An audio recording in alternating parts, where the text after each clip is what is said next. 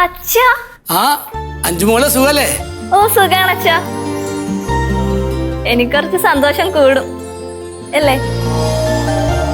എന്താ മോളെ, ഞാൻ വിളിച്ചിട്ട് അമ്മ ഫോൺ എടുക്കായിരുന്നേ, എന്നോടൊന്നും സംസാരിച്ചില്ലല്ലോ. അതൊക്കെ പറയാ അച്ഛാ. അച്ഛൻ ഇത്രയും ദൂരം യാത്ര ചെയ്ത് വന്നല്ലേ, മാത്രമല്ല കാലിനും വയ്യാത്തതാ. മേലെ ചെന്ന് റെസ്റ്റ് എടുക്ക്, ഞാൻ അങ്ങോട്ട് വരാം. അമ്മ ചെല്ല്, അച്ഛനും കൂട്ടും. വാ ദാസേട്ടാ.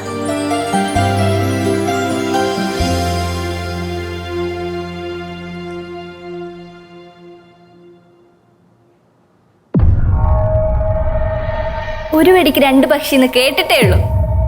അമ്മ മാത്രമേ ഉള്ളൂ എന്നോർത്ത് സങ്കടപ്പെട്ടിരിക്കുകയായിരുന്നു. അപ്പതാ അച്ഛനും അമ്മയും.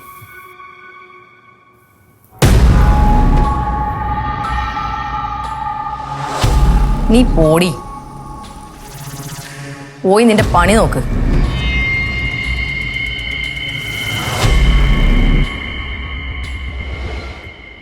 ഇവിടെ നടക്കുന്ന എല്ലാ കാര്യവും ഞാൻ എൻ്റെ അച്ഛനോടും അമ്മയോടും പറയാൻ പോവാ.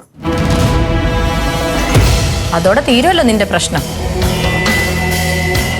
അവരെൻ്റെ അച്ഛനും അമ്മയല്ലേ, അവരെൻ്റെ കൂടെ നിൽക്കുള്ളൂ.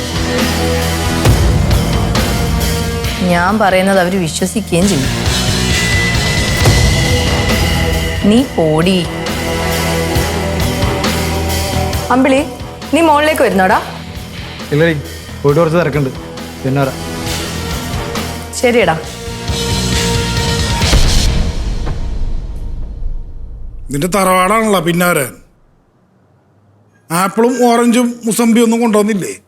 അവൾക്ക് എന്തെങ്കിലും ആവശ്യമുണ്ടെങ്കിലേ അവൾ എന്നെ വിളിക്കും, അപ്പോൾ കൊണ്ടു കൊടുത്തോളാം.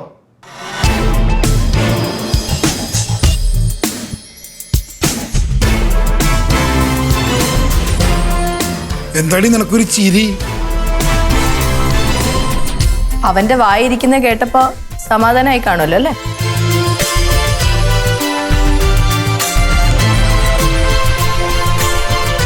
ശരിടാ, നീ എന്നാ പൊക്കോ, ഞാൻ എന്തേലും ഉണ്ടേ വിളിച്ചോളാം. ശരി.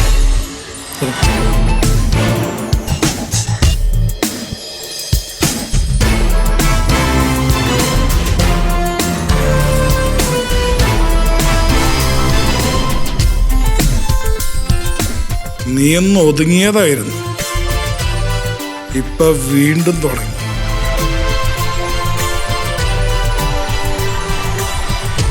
ഇപ്പൊ ഞാൻ ഇങ്ങനെയാ. പിള്ളന്മാരുടെ എണ്ണം കൂടുമല്ലേ, അപ്പൊ ഇങ്ങനെ കളിച്ച് ചിരിച്ച് നിന്നാ മതിയോ? ഇവിടെ നടക്കുന്ന കാര്യങ്ങളെല്ലാം ഞാനിപ്പോ മേലെ ചെന്ന് എൻ്റെ അച്ഛനോടും അമ്മയോടും പറയും. അതോടെ നിങ്ങൾ കളിക്കുന്ന ഈ നാടകം അങ്ങ് പൊളിയും. എന്നേരത്തി റെസ്റ്റ് എടുക്കരുത്, ഉടനെ തന്നെ അടുത്തും കൊണ്ട് വരണം.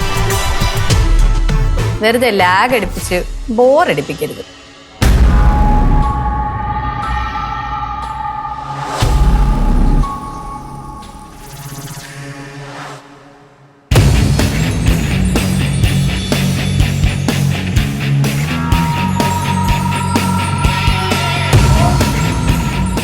നിങ്ങളെന്തിനാ ചിരിക്കുന്നേ?